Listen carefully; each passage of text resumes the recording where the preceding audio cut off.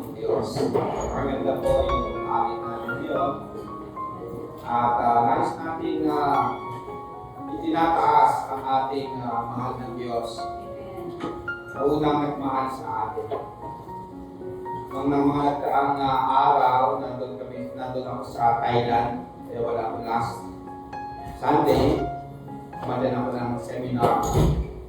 Pagkatapos kahapon, kami ni Elder Ador ay umaten ng ating Cavite Presbyterian.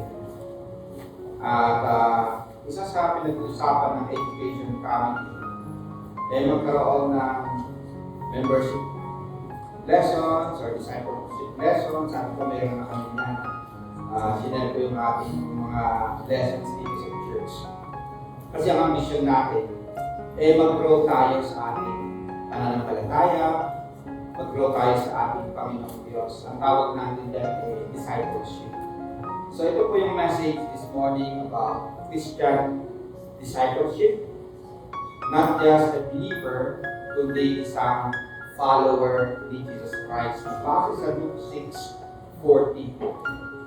May mga tao na Kristiyano, claiming to be Christians at sinasabing naniniwala kay Yesu Kristo.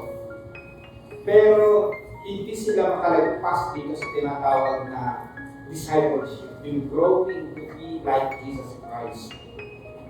So i-emphasize po natin dito, yes, we started believing, evangelize tayo, we become Christian, we are saved.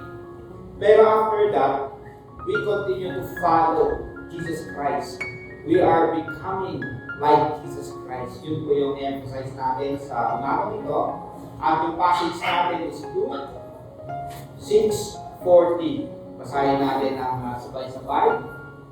A student is not about his teacher, but everyone who is fully trained will be like his teacher.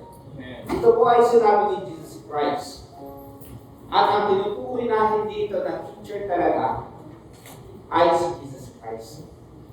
Okay. Sa ibang salin, a pupil, a disciple, and then yung teacher dito, master. Right? A disciple is not about his master. So, nandito yung tinatawag ng master-teacher or master-disciple relationship.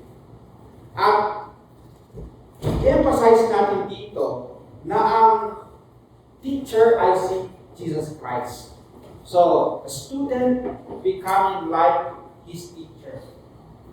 Disciple na tayo becoming like Jesus Christ na ating master. So, ito po yung tanong natin. How shall we do proper Christian discipleship? Una po, sa next na slide, basahin natin sabay-sabay. We need a goal, and that is imitation of Christ. Ito po yung goal ng discipleship. To be like our master teacher na si Jesus Christ. Sa passage natin, a student is not about his teacher, but everyone who is fully trained will be like his teacher. Okay? So ito po yung ambition natin. To be like our teacher. Sino yung pinaka-teacher natin? Si Jesus Christ. Siya yung pinaka-master natin. Tayo yung kanyang follower, disciple, learner, student. Ang aim natin is Christ-likeness. To be like Christ. Yun din yung sinabi ni Paul sa mga taga-Roma, sa Romans 8:29. Basahin ko natin ng sabay-sabay kung nababasa natin. For whom before you, he also predestined to be conformed to the image of his Son, that he might be the firstborn among many brethren. Okay? To be conformed to the image of his Son.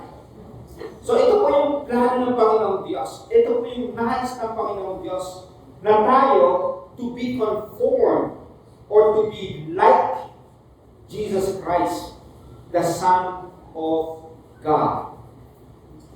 May isang famous na libro noon pa, a very classic book, The Imitation of Christ. Imitation Christi. Ang nagsulat ay si Thomas A. Kempis. At pinakita niya dito yung journey dapat ng isang mananampalataya kay Jesus Christ. Starting yung, yes, believing in Jesus Christ, pero it is a journey na tayo ay nagpapatuloy na maging katulad ni Jesus Christ. Ang ambition natin is to imitate Jesus Christ sa kanyang buhay, sa kanyang paglilingkod, sa kanyang pagmamahal, sa kanyang spirituality, relationship with God Father. Marami pong aspeto itong imitation of Jesus Christ. Sabi ni Paul din sa mga taga-Galatia, basahin natin sabay-sabay, "My little children, of with whom I am again in travail, until Christ be formed in you." Right? Until Christ be formed in you. Okay, ito po yung spiritual formation natin, ay magiging katulad tayo ni Jesus Christ. Ito yung isang discussion ng mga early church fathers, tawag natin mga patristics sa next na slide. May tinatawag silang theosis or deification in Christian theology. Yung deification, yung pagiging katulad ng Diyos.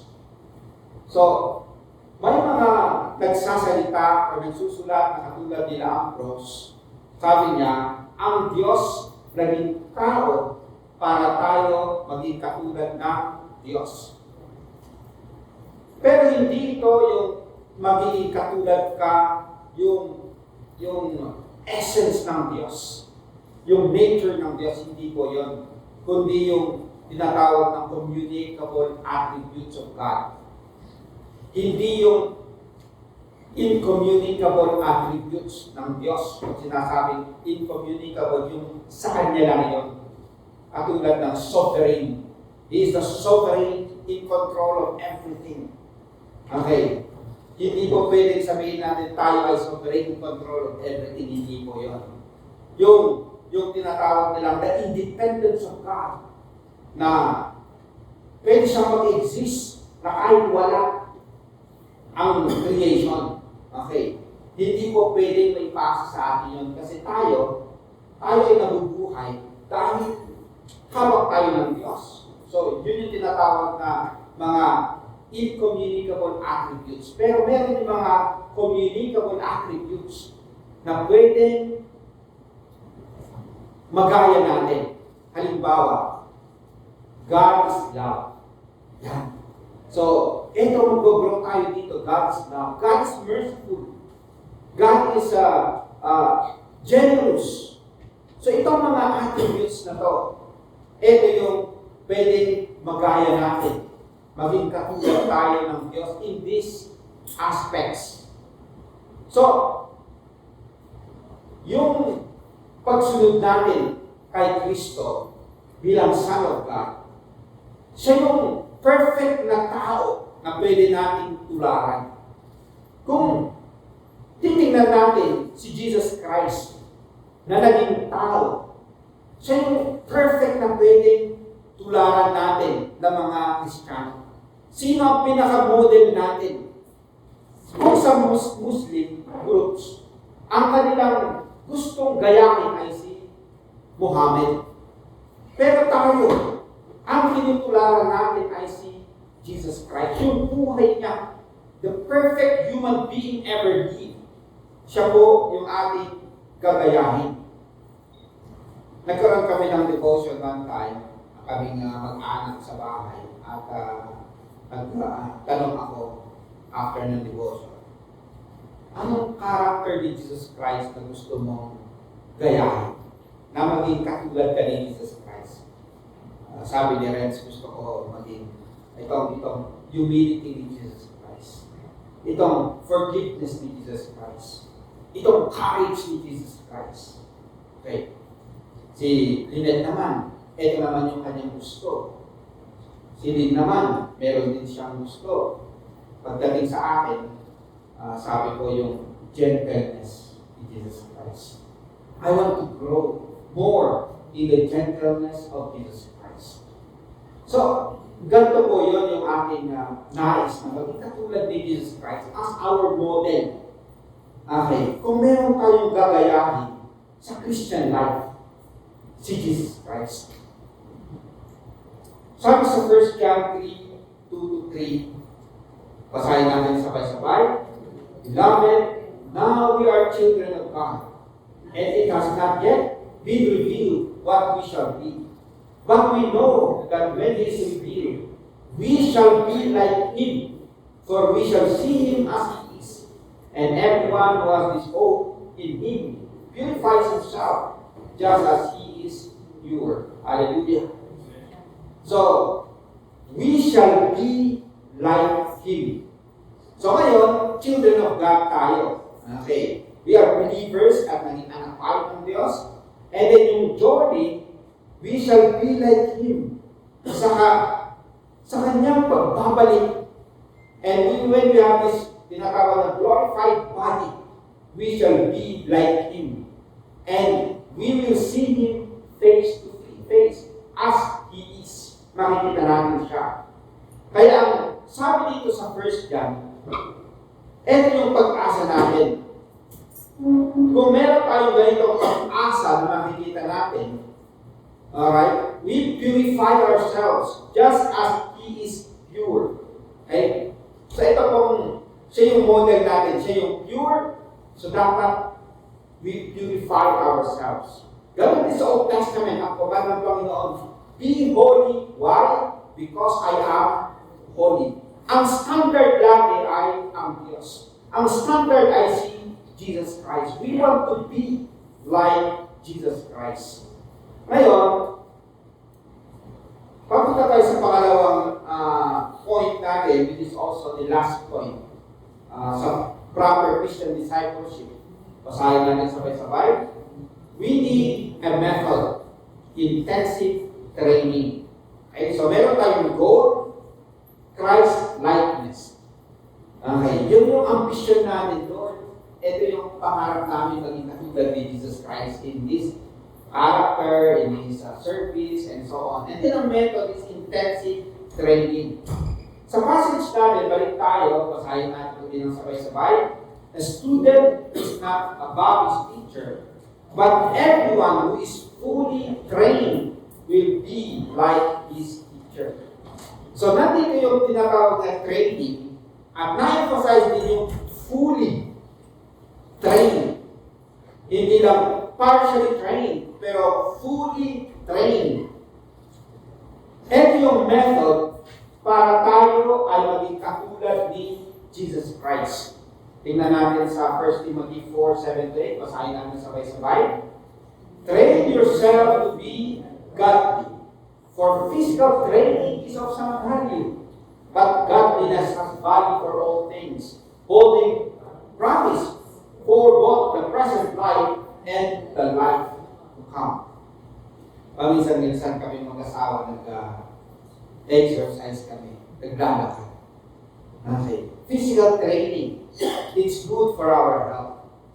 Okay? Mahalaga yan sa ating kalusugan. Pero sabi dito, of course, it has some value in physical training, pero godliness has value for all things. Para sa buhay na ito, and then the life to come. Hallelujah. So, kailangan natin ito tinatawag na training para maging godly. Godliness. Si Apostol Pablo, ito rin yung kanyang sinabi sa kanyang sarili. Therefore, I run in such a way as not without an aim. I box in such a way as not beating the air. But I discipline my body and make it my slave, so that after I have preached to others, I myself will not be disqualified. Sa si Pablo, sinasabi niya, tinitrain ko yung sarili ko. Okay? Hindi katulad ng yung walang aim, walang pangarap. Okay? Kung ako ay isang boxer, hindi lang basta sumusuntok sa hangin. Okay? Dinidisiplina ko ang aking katawan so that after I have preached to others, I myself will not be disqualified. So kung titignan natin, si Apostol Pablo, intentional yung kanyang pagtitrain sa kanyang sarili. Intentional. Okay. May mga pamamaraan kasi ang Diyos para tayo ay matrain. At kailangan natin intentional na magawa ang mga yun sa atin. Halimbawa, yung pagbabasa ng Bible. Okay. Intentional na magbasa tayo ng Bible. Kung tinatamad tayo magbasa, may mga angay na pwedeng i-play mo lang yung Bible pagkatapos makikinig ka. Sabi ng Bible, faith comes from hearing and hearing the word of God. Sabi ng isa, pag-pray niyo ako, pastor, kasi kulang yung pananampalataya ko. Ano yung sabi ng Bible? Faith comes from hearing and hearing the word of God. Kaya mahalaga rin yung every Sunday, makikinig tayo ng salita ng Diyos. Kasi every time na napapakinggan natin, sabi ng Bible, faith comes from hearing and hearing the word of God. Every time na pumapasok kayo dito, pinapakinggan ninyo yung word of God being preached. Ang Holy Spirit, ginagamit niyo yung word of God para mapalakas ang iyong pananampalataya. Can you say amen to that? Kaya mahalaga yung gathering natin. Of course, mahalaga yung fellowship. Mahalaga yung ating pag-aawitan. Pero sa pamamagitan ng Word of God, our faith nag-grow. Kaya napakahalaga yung mga tinatawag natin ng means ng Panginoon para mapalakas tayo at mag-grow yung ating pananampalataya katulad ng Word of God. Itong communion is also part of the means ng Panginoon. Kasi every time na gagawin natin ito, sabi ni Jesus Christ, this is my body, this is my blood. Ito yung nutrition natin. Si Jesus Christ ang nutrition natin. Hindi po yan talaga si Kristo yung literal, no? Okay, hindi po yan. Pero Jesus Christ is among us, nandito sa atin. Every time na napapakinggan natin ang salita ng Panginoong Diyos, every time na nagkakaroon tayo ng communion, we are being fed spiritually. Ito po yung nutrition natin. Ito yung tinatawag na mga means of grace para mapalakas tayo, mag-grow tayo na maging katulad ni Jesus Christ. Pero ito po yung gusto kong emphasize din, Philippians 2:13, basahin natin sabay-sabay. For it is God who works in you to will and to act in order to fulfill His good purpose. Ang demands ng Panginoon, nais niya na maging katulad tayo ni Jesus Christ. At ina-encourage tayo to work, to do. Of course, dapat basahin natin yung Bible, dapat mag-attend tayo dapat mag-input tayo, gamitin yung talents natin. Yun yung mga sabihin natin, we're going to work, to do. Pero, huwag natin kalimutan yung verse na ito. It is God who works in you. Nagagawa natin ang mga ito dahil ang Diyos mismo ay nasa atin, working, to will, and to do. Kaya halimbawa, bakit ka nakapunta sa simbahan ngayon at sumamba sa Kanya? Dahil gumawa ang Diyos sa puso mo. Na nagustuhan mo na pumunta sa simbahan para sambahin ang Panginoon Diyos. God works in you. Yung sa passage natin, sa next na slide, yung fully trained ay nasa passive voice. Ibig sabihin nun, the action is being done to the disciple. Rather than the disciple performing the action themselves. Okay? So sa discipleship, akala natin tayo ang gumagawa. Akala natin talaga babasahin ko yung Bible, pupunta ako sa church. Okay? Kung titingnan natin sa passage natin, bago natin gawin yon, ang Panginoong Diyos ay gumagawa sa puso natin. Ito yung tinatawag natin na grace ng Panginoong Diyos. Na sinabi ni Jesus Christ, apart from me, you can do nothing. Kaya, pag tayo ay natuto, nag-grow, tayo ay naging masipag sa paglilingkod, huwag natin sabihin na, oh, kita mo, ang galing ko, di ba? Hindi po yun. Sabihin natin, kita mo, ang galing ng Panginoon sa buhay ko. Dati tamad akong maglingkod, tayo masipag. Gawa kayo ng Panginoon sa aking buhay. Dati tamad akong magbasa ng Bible, pero ngayon, masipag na ako. Bakit? Gumagawa ang Panginoon sa aking buhay. Ngayon, ang sipag ko ng sumimba, bakit? Ang Panginoong Diyos gumagawa sa aking buhay. Kaya lagi natin pagpe-pray na ang Panginoong Diyos ay gagawa sa ating buhay para magawa natin yung nais niya. Discipleship is a process where the disciple is shaped, trained, or equipped by an external agent, such as the teacher, the Holy Spirit, or God's Word through various means. Okay.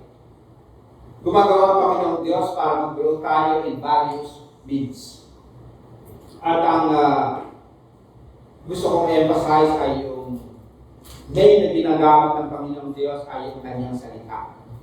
The Bible, the Word of God. Alam mo mga kapatid, maganda sa Pilipinas, sa ating kapanahunan ay napakalaya tayo na basahin at ipangaral ang Bible. Noong Presidente si Duterte, pinirmahan niya yung National Bible Month, yung whole January. Kaya nakikita ko sa iba't ibang probinsya, municipalities, nagse-celebrate sila ng Bible Month. Ito yung na-invite ako sa Alfonso noong Atlanta. Ito yung picture ko na ako ay na-invite sa kanilang culmination ng Bible Month. Very good kasi ang kanilang mayor ay Christian. Kaya siya yung nangunguna ng Bible Month. Sa paraga, dala-dala niya yung Bible. Talagang dala-dala niya, dinala niya doon sa stage. Tapos nandyan yung mga, kahit ito, yung vice mayor, yung mayor, and then yung vice mayor na babae. Tapos meron yung mga opisyalis nilang iba, kahit yung pulis, mga pulis nandun, yung mga leaders ng mga, sabihin natin, mga pastors, kahit yung pare, pinaka-pare nila nandun. Tapos ako yung in-invite nilang mag-speak about the Word of God.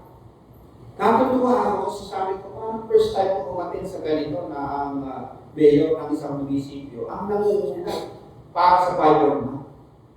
Kaya sabi ng mga, nung nag-lunch kami kasama yung mga pastors, nagtatanong ako sa amin, kaya nga dito, ang naramdaman namin yung effect nito sa aming community. Na wala kang mababalitaan dito na sabihin mo, pinatay ng isang drug addict o ganito. Pinatay ng ganito. Wala. Kung may mga nabalitaan ka na namatay dahil sa aksidente, pero hindi yung mga intentional. So sabi nila, gumagawa ang Panginoon Diyos. Nata-transform hindi lang yung individuals, kundi yung whole municipality. Dahil yung mga opisyalis nila, yung mayor nila, yung vice mayor nila, even yung mga pulis nila, kinikilala nila ang Diyos. At ibinabandera nila ang salita ng Panginoon Diyos sa kanilang munisipyo. So, ako ay nakapag-share ng Word of God at ako ay na-bless dahil nakita ko ang ginagawa ng Panginoon sa kanilang lugar. Wherein the Word of God ginagamit para ang mga tao doon mabuksan. Marami ang maging Kristiyano aiming to be like Jesus Christ na hindi nagagawa ng mga krimen. Next naman, aside sa Word of God, hindi nagamit ng Panginoon Diyos para tayo maging katulad ni Jesus Christ, kailangan natin minsan yung prayer, minsan fasting, fellowship, then yung accountability. Meron tayong mentor. nagme-mentor sa akin. And then, active ministry and service. Yung fully trained kasi ay hindi lang head knowledge, kundi yung talagang meron kang participation sa gawain ng Panginoon Diyos. And then yung endurance through trials. Minsan, trials ginagamit din ng Panginoon Diyos para maging katulad tayo ni Jesus Christ. Minsan, painful na mga trials, magbagulo tayo. Kaya may isang mga ngaral, sabi niya, dahil ito ay nag-glorify kayo, dahil ako ay kahit na pain, pero dahil dito, magiging katulad ako ni Jesus Christ, okay lang. Ang illustration niya yung burning bush. Di ba may umaapoy na bush doon sa Old Testament? Pero hindi nasusunog yung bush. Pwede kasi na madali na lang, patayin na lang yung apoy para hindi masunog. Pero sabi ng mga ngaral, tingnan ninyo, pwede kahit umaapoy, pero hindi nasusunog. Nag-glorify pa ang Panginoon Diyos. Kaya sabi niya, kahit ako ay parang nasusunog minsan dahil sa trials. Pero kung hindi naman ako nasusunog, ang Panginoon ay nag-glorify. Okay na. Kaya si James sabi niya, count it all joy when you face trials of many kinds. Because gumagawa ang Panginoon para yung character natin mag-grow na maging katulad ni Jesus Christ. May isang Indian packer na dinalaw ng isang tao at tinitingnan niya kung ano ang ginagawa ng Indian packer. Minsan, pag minovolt niya, pagkatapos minsan sisirain niya kasi hindi nagkaroon na hindi gusto yung hugis. Ulit. Pagkatapos minsan babawasan. Pagkatapos dadagdagan naman. Hanggang sa kung ano yung gusto ng packer sa pack. Yan siya next na slide. Tingnan ko natin. Ganyan yung ginagawa ng packer. Sa Old Testament, ganyan ang sabi ng Panginoong Diyos sa bayan ng Israel. Like the clay in the potter's hand, so are you in my hand.